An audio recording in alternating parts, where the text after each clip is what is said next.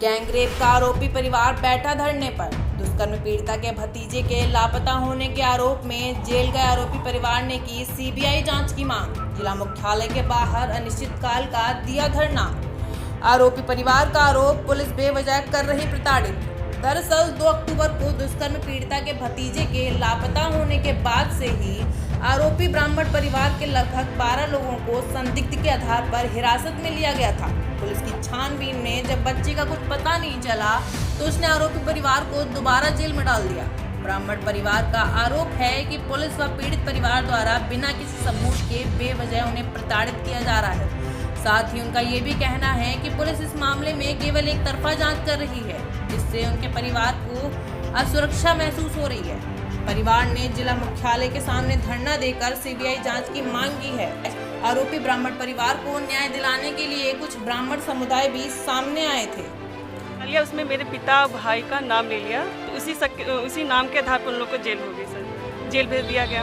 और फिर 2 अक्टूबर को पीड़िता की बहन का भतीजा लापता हो गया। उसका भी इल्जाम हमारे परिवार के ऊपर लगा दिया गया है, सिर्फ शक की बुनियाद पे। और 11 महीने से पीएसी पड़ी थी, एक पीएसी नहीं 12 पीएसी पड़ी थी। खुद उसके साथ गनर भी था। ये पीएसी क्या कर रही थी? हम तो खुद असुरक्षित महसूस कर रहे थे। मेरे घर में सिर्फ मैं, मेरी माँ और मेरी बहन सिर्फ बची हुई। मेरे पिता और भाई को जेल चले गए और मेरे घर में कोई बचा भी नहीं है। फिर हम लोग को ऊपर केस लगा दिया गया कि आप ही लोगों ने आप का केस किया, सिर्फ शक की बुनियाद पे, और उन लोग को जेल भेज दिया गया। अब बताइए हमें न्याय कहाँ से मिलेगा? हम धरने पे बैठेंगे। हमें सीबीआई जांच चाहिए, वो बच्चा चाहिए और सीबीआई जांच चाहिए। ये हमें कुछ नहीं करना, कुछ भी नहीं। सिर्फ वो डायरेक्ट दरवाजे आई, उसने कहा कि मेरे भतीजे का अपहरण तुम ही लोग ने किया है और इस पुलिस उठा के लेके सब कुछ चली गई। जी रंजिश, एक 5 दिसंबर 2019 का केस हो गया था, जिसने खुद को आग लगाया था और हमारे परिवार को ही फंसा दिया गया था। उसमें कोई जांच नहीं हुई, ना सिर्फ उसके बयान के आधार पे ही हमारे पिता भाई को जेल भेज दिया गया।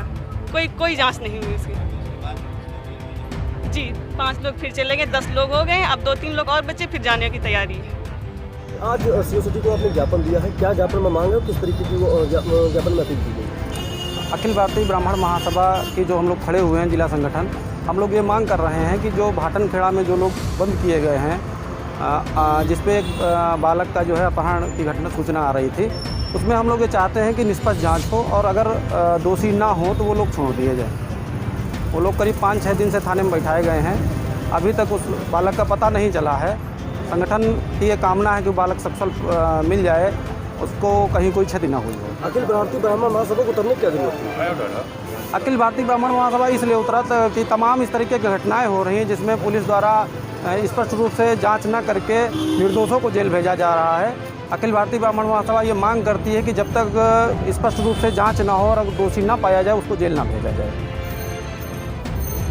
आज दिनांक 18/10/20 को ग्राम हिंदू नगर भाटनखेड़ा थाना बिहार में दिनांक 2/10/20 को अपहृत राजा के आरोपियों के परिजनों के द्वारा निराला प्रेक्षागृह उन्नाव में कुछ समय के लिए धरना पर बैठा गया। एसडीएम सदर को उनके द्वारा ज्ञापन देकर धरना समाप्त कर दिया गया।